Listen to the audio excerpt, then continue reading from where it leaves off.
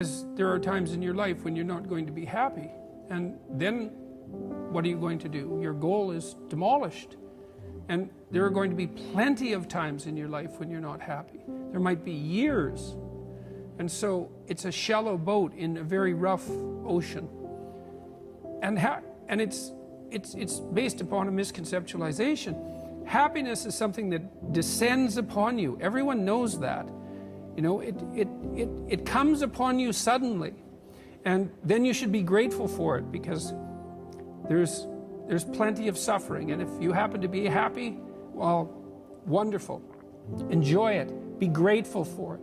And maybe try to meditate on the reasons that it manifested itself, right? Because it can come as a mystery, you know. You don't necessarily know when you're going to be happy.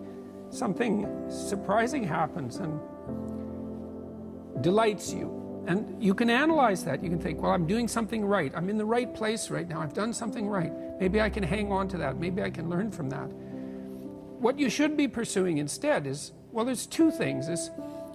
You should be pursuing who you could be. That'd be the first thing. It's like, because you're not who you could be, and you know it.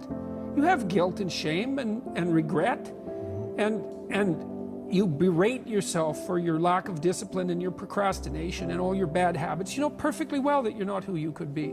And God only knows who you could be. And so that's how you should be that's what you should be striving for.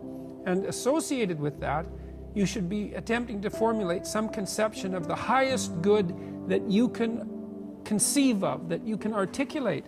Because why not aim for that? It's like your life is short and it's troublesome. And perhaps you need to do something worthwhile with it. And if so, then you should do the most worthwhile thing. And you should figure out what that is for you. And part of that's definitely going to be to develop your character as much as possible, to dispense with those parts of you that are unworthy. And then maybe, if you're fortunate and you do that carefully, then happiness will descend upon you from time to time. And that's the best you've got.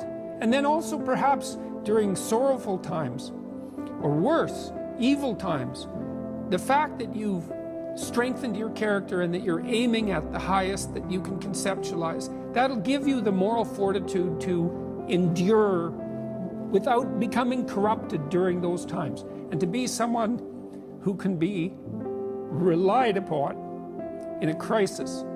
There's an aim.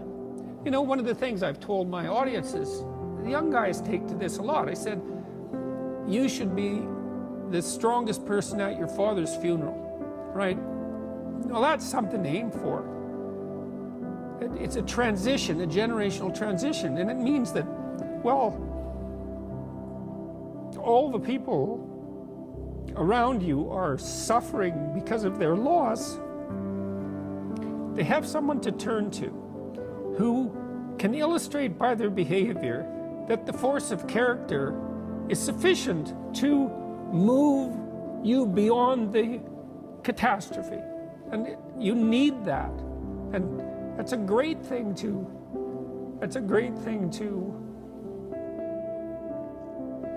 hypothesize as your aim.